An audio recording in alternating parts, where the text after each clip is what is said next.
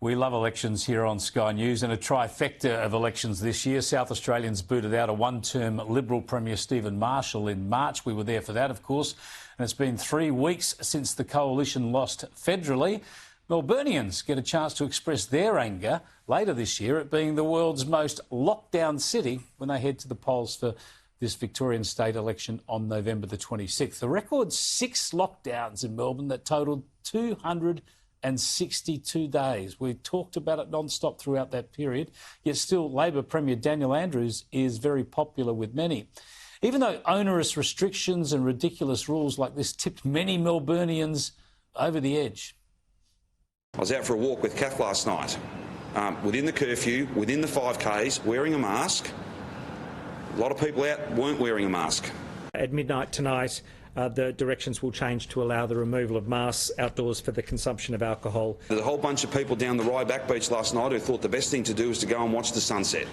I'm sure it was a beautiful sunset, but that's not in the spirit or in the letter of these rules. Rules. These people, they just love these rules, and maybe the power too. Anger with the Andrews government has sparked a new political party in Victoria, though, co-founded by one of our regular guests on this program, Bill Lang. There's a new player hoping to shift the makeup of Victoria's parliament when we head to the polls again in November. As Heidi Murphy reports, the major parties are preparing for a surge in support for minority parties. Those Victorians have felt ignored by the government and by the major political parties for many, many years. An attitude Bill Lang's new party is hoping gives them a Teal-style success. If 1 in 6 Victorians vote one for the Victorians party, we'll have at least 8 out of 40 upper house seats, which means we can control the government. And in the lower house, it could be anywhere up to 10 seats.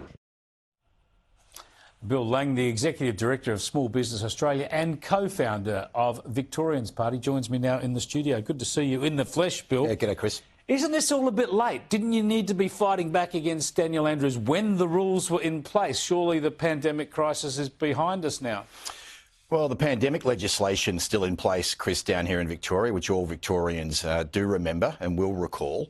And they do also recall these very minor fringe parties that effectively gave the Labor government the power to have this incredible power over them. We're 2 years plus into it, still no published health advice. We don't believe there was any health advice.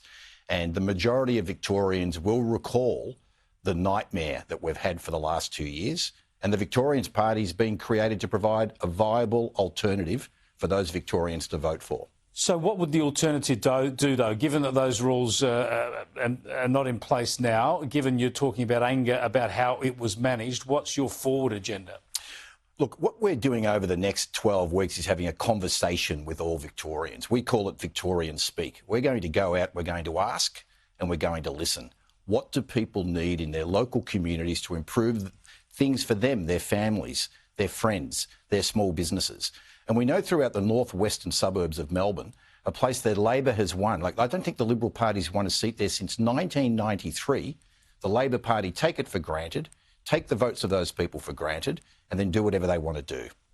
Now, we've seen the Teals very successful in the federal election, but they were looking to hopefully get the balance of power in the lower house. Didn't happen. They're irrelevant now. Labor governs without them. But you're looking at the upper house here in Victoria. If you could get just a handful of seats, you could be a balance of power party in this state. That's presumably your aim. Look, that's an absolute key objective. And one of the things Victorians learned throughout this pandemic is some parties that have had like 1 out of 100 people vote for them. The former Sex Party became the Reason Party and the Animal Justice Party. And these people made decisions to give these incredible laws and extra power. Now, again, if 1 in 6 Victorians go, enough is enough, we're going to vote for the new party. That'll be 8 out of 40 people. And we'll have people from the real world taking some control over what the government does to them. Now, I've got to be consistent. I'm pretty old-fashioned. I like the major parties. Get your reforms within those parties, because in the end, one of them governs, and having to deal with all these minor parties and their various agendas can sometimes be problematic for everyone. Why wouldn't you and your group be looking to get involved in, say, the Liberal Party and reform them and put some steel into their spine?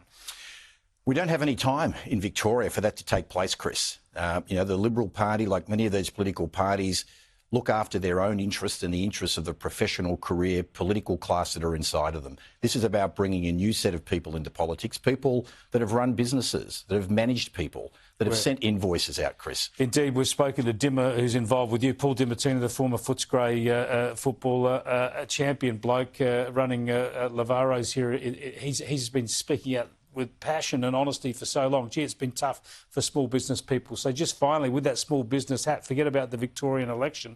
There are still emergency laws in place in Victoria, also in Queensland, New South Wales, Western Australia and Tasmania. They've only come off in South Australia and today in the Northern Territory. Surely it's time for all those emergency powers to be scrapped.